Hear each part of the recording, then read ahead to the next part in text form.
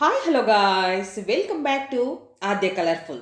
ನಾನು ಸುಮಾ. ಫ್ರೆಂಡ್ಸ್, ಇವತ್ತಿನ ವಿಡಿಯೋದಲ್ಲಿ ತುಂಬಾ ಈಸಿಯಾಗಿ ಟೇಸ್ಟಿಯಾಗಿ ಮಾಡುವಂಥ ಒಂದು ದಿಢೀರ್ ಬ್ರೇಕ್ಫಾಸ್ಟ್ ರೆಸಿಪಿಯನ್ನು ನಿಮ್ಮ ಜೊತೆ ಶೇರ್ ಮಾಡ್ಕೊಳ್ತಾ ಇದ್ದೀನಿ.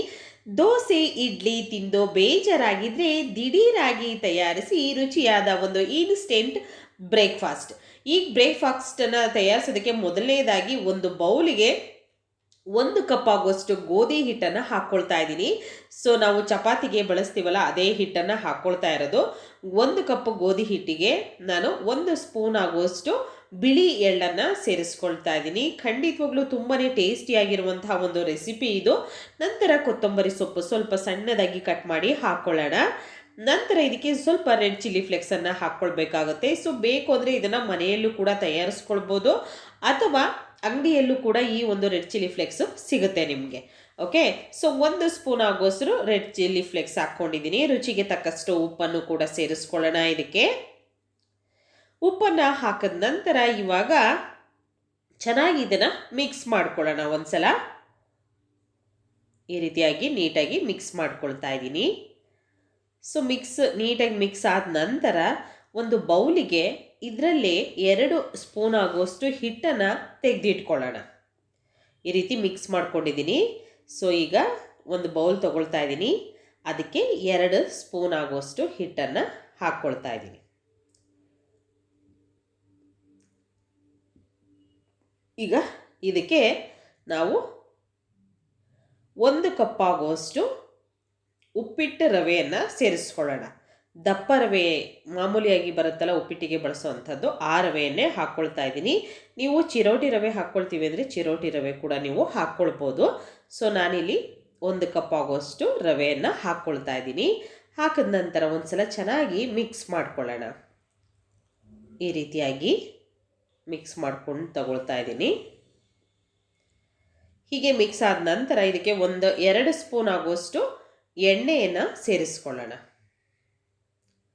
ಸೊ ಮನೆಯಲ್ಲಿ ನೀವು ಅಡುಗೆ ಮಾಡೋದಕ್ಕೆ ಯಾವ ಎಣ್ಣೆಯನ್ನು ಉಪಯೋಗಿಸ್ತೀರಾ, ಕೊಬ್ಬರಿ ಎಣ್ಣೆ ಉಪಯೋಗಿಸಿದ್ರೆ ಕೊಬ್ಬರಿ ಎಣ್ಣೆ, ಅಥವಾ ರಿಫೈನ್ಡ್ ಆಯಿಲ್ ಉಪಯೋಗಿಸ್ತೀವಿ ಅಂದರೆ ರಿಫೈನ್ಡ್ ಆಯಿಲು, ಅಥವಾ ತುಪ್ಪ ಹಾಕ್ಕೊಳ್ತೀವಿ ಅಂದರೆ ತುಪ್ಪ ಕೂಡ ಹಾಕ್ಕೊಳ್ಬೋದು.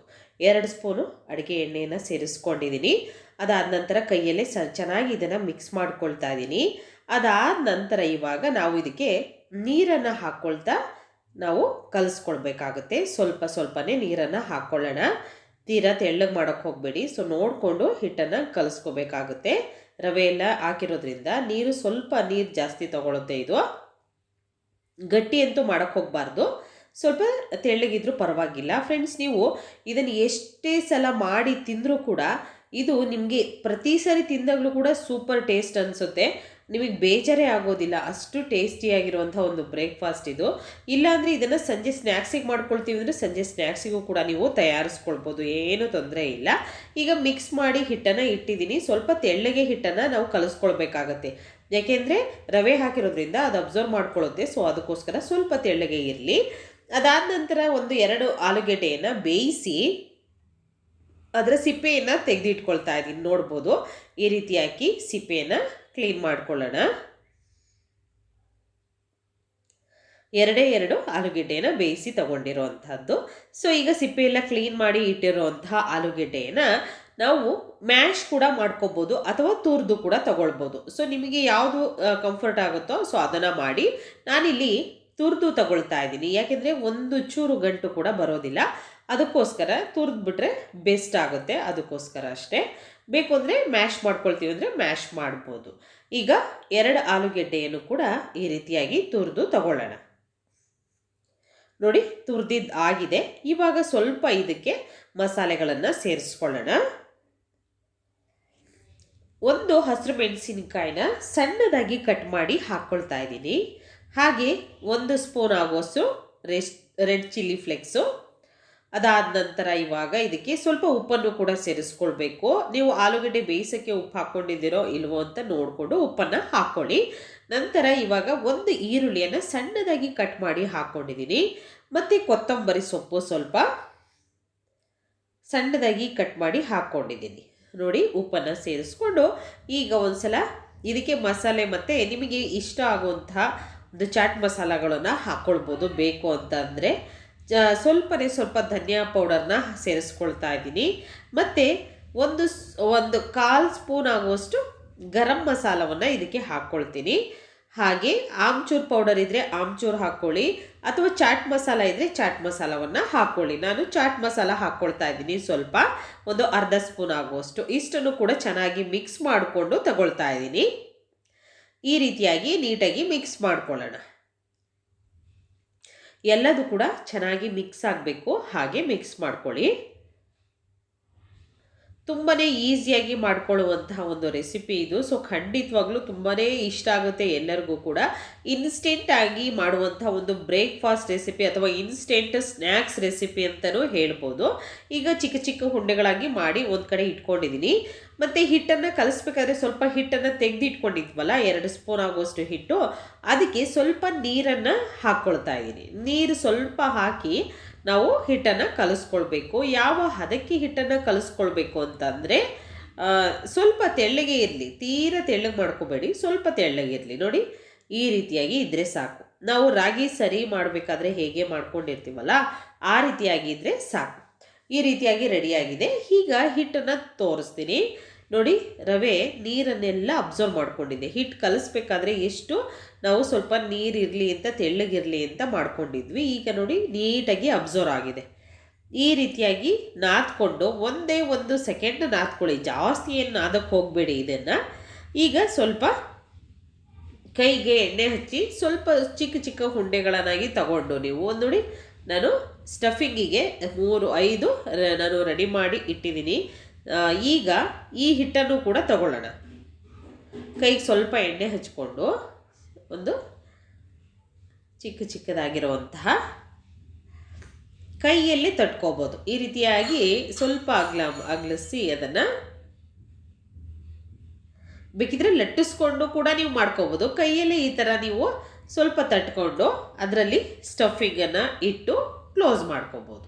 ನೋಡ್ಬೋದು, ಈ ರೀತಿ ನೋಡಿದ್ರಲ್ಲ, ಈ ರೀತಿಯಾಗಿ ರೆಡಿ ಆಗುತ್ತೆ. ಸೊ ಅದನ್ನು ಹೀಗೆ ಮಡಚಿ ಕ್ಲೋಸ್ ಮಾಡಿಕೊಂಡು, ಸ್ವಲ್ಪ ಅದು ಕಚೋರಿ ಮಾಡ್ತೀವಲ್ಲ ಆ ಒಂದು ಅಳತೆ ಇದ್ದರೆ ಸಾಕು, ಅಥವಾ ಅದಕ್ಕಿಂತ ಸ್ವಲ್ಪ ದೊಡ್ಡದಾಗಿ ಮಾಡ್ಕೊಳ್ತೀವಿ ಅಂದರೂ ಮಾಡ್ಕೋಬೋದು. ಜಾಸ್ತಿ ದಪ್ಪ ಬೇಡ, ಮೀಡಿಯಮ್ ಆಗಿ ಇರಲಿ ದಪ್ಪ. ಈಗ ಕಲಸಿರುವಂಥ ಹಿಟ್ಟಿದೆಯಲ್ಲ, ಅದಕ್ಕೆ ಇದನ್ನು ಡಿಪ್ ಮಾಡಬೇಕಾಗತ್ತೆ. ಸ್ವಲ್ಪ ಅದರಲ್ಲಿ ಡಿಪ್ ಮಾಡಿ ನಾವು ಎಣ್ಣೆಯಲ್ಲಿ ಫ್ರೈ ಮಾಡ್ಕೋಬೇಕು. ಸೊ ಎಣ್ಣೆ ಕೂಡ ಇಲ್ಲಿ ಜಾಸ್ತಿ ಹಾಕ್ಕೊಂಡಿಲ್ಲ, ನಾನು ಸ್ವಲ್ಪ ಹಾಕ್ಕೊಂಡಿದ್ದೀನಿ. ಒಂದು 5 ಟೇಬಲ್ ಸ್ಪೂನ್ ಆಗುವಷ್ಟು ಎಣ್ಣೆಯನ್ನು ಸೇರಿಸ್ಕೊಂಡಿದ್ದೀನಿ. ಈಗ ಎಣ್ಣೆಯಲ್ಲಿ ನಾವು ಇದನ್ನು 2 ಸೈಡ್ ಕೂಡ ಬೇಯಿಸ್ಕೊಳ್ಳೋಣ. ಎಣ್ಣೆ ನಿಮಗೆ ಬೇಡ ಅನ್ನೋದಾದರೆ ನೀವು ಸ್ಟೀಮಲ್ಲಿ ಇದ್ದರೆ ಇಡ್ಲಿ ಪಾತ್ರೆಯಲ್ಲಿ ಇಟ್ಟು ಕೂಡ ಬೇಯಿಸ್ಕೊಳ್ಬೋದು. ಅದಾದಮೇಲೆ ಕೂಡ ಎಣ್ಣೆಯಲ್ಲಿ ಬೇಕು ಅಂದರೆ ಸ್ವಲ್ಪ ಫ್ರೈ ಮಾಡ್ಕೊಬೋದು, ಅಥವಾ ಶೆಲೋ ಫ್ರೈ ಮಾಡ್ಕೊಳ್ತೀವಿ ಅಂದರೆ ಹಾಗೂ ಕೂಡ ಮಾಡ್ಕೊಬೋದು, ಏನೂ ತೊಂದರೆ ಇಲ್ಲ. ಈ ರೀತಿಯಾಗಿ 2 ಸೈಡ್ ಕೂಡ ನಾನು ಸ್ವಲ್ಪ ಕಲರ್ ಚೇಂಜ್ ಆಗೋ ಹಾಗೆ ಫ್ರೈ ಮಾಡ್ಕೊಳ್ತೀನಿ. ತುಂಬಾ ಟೇಸ್ಟಿಯಾಗಿರುವಂತಹ, ಈಸಿಯಾಗಿರುವಂತಹ ಒಂದು ಇನ್ಸ್ಟೆಂಟ್ ಬ್ರೇಕ್ಫಾಸ್ಟ್ ರೆಸಿಪಿ ಇದು. ಸೊ ಖಂಡಿತವಾಗ್ಲೂ ತುಂಬಾ ಇಷ್ಟ ಆಗುತ್ತೆ ಎಲ್ಲರಿಗೂ ಕೂಡ. ಪ್ರತಿ ಸಲನೂ ಕೂಡ ಮಾಡಿಕೊಂಡು ಇದನ್ನು ತಿನ್ನಬೇಕು ಅನಿಸುತ್ತೆ. ಇದಕ್ಕೆ ನಾನು ಈನೋ ಆಗಲಿ ಅಥವಾ ಅಡುಗೆ ಸೋಡಾ ಆಗಲಿ ಯಾವುದನ್ನು ಕೂಡ ಉಪಯೋಗಿಸಿಲ್ಲ. ಅದೇ ನೋಡಿ ಎಷ್ಟು ಪೂರಿ ಥರ ಉಬ್ಬಿ ಬರ್ತಾ ಇದೆ. ಖಂಡಿತವಾಗ್ಲೂ ಪರ್ಫೆಕ್ಟಾಗಿ ಆಗುತ್ತೆ ಈ ಒಂದು ಬ್ರೇಕ್ಫಾಸ್ಟು.